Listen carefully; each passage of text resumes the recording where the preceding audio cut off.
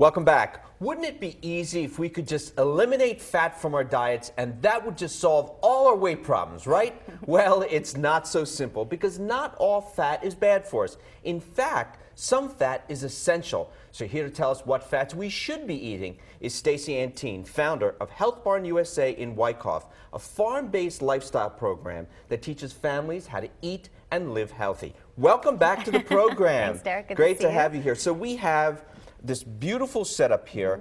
We have 4 different groups of healthy fats. Is that what we have here?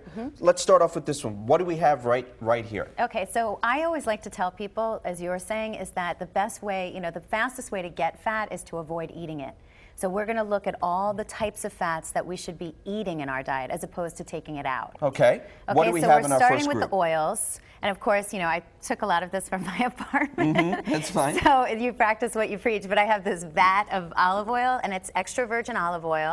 It is cold pressed. So one of the things is with this type of oil, it's an excellent oil. You don't want to put it on high heat. You want to heat with a lower heat so it doesn't smoke.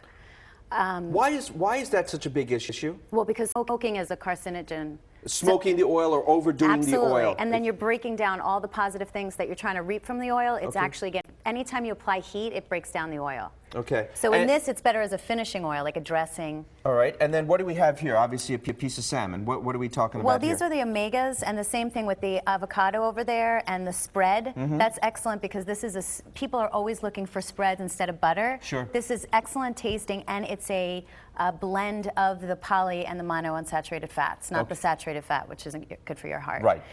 Also, I just want to point out the avocado, which is my favorite. It's like a superfruit. It's high in vitamin E.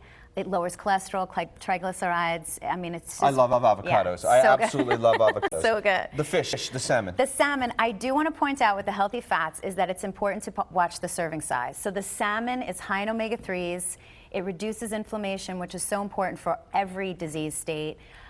This is the best form of DHA and EPA for the omegas, and it's a 4-ounce serving. So this, I just want everyone to see what a serving actually looks like. And this is flax. So this is flax seed and flax oil. You would use the flax as a finishing oil. And then, for popcorn or any kind of, let's say we have an amazing dressing. The flax seed you can sprinkle on yogurt or you can bake with it, but it needs to be ground. Right. Why is that important? Why do you need to grind flax? Because otherwise it goes right through you. It's a seed. So it just doesn't get absorbed. You need to have it ground. The body can't digest it. Exactly. Is that the issue there? There are so many new oils, and I have to tell you, I'm working on a new oil that I'm going to hopefully be able to tell everybody about very soon. But the oils, to me, reducing inflammation is so critical. So important. We talked about disease states. What about this? What do we have over here? Well, these are nuts. They're my favorite. People typically, when I say I recommend them for the diet, they'll be like, nuts. I can't eat it. They just their lights go off. But they have the omega-3s.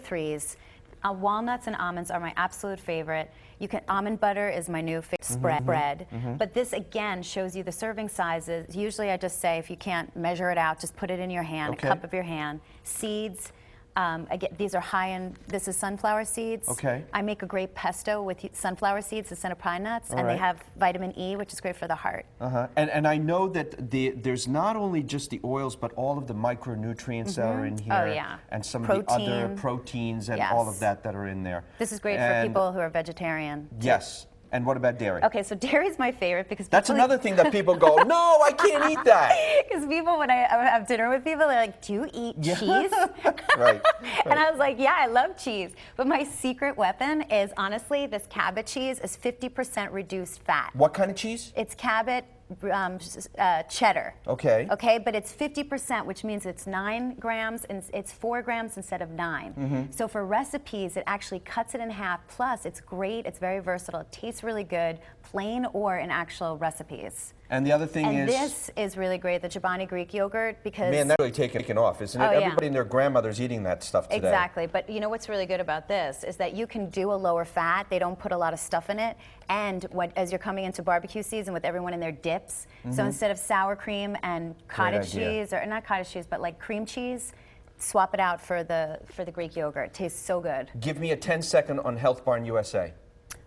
We love fat. We love health fats, and we eat from the garden, and we teach families how to cook with these foods in a responsible way so that they're healthy. Thank you so much for joining us once again. Thanks, Derrick. Great to have you here.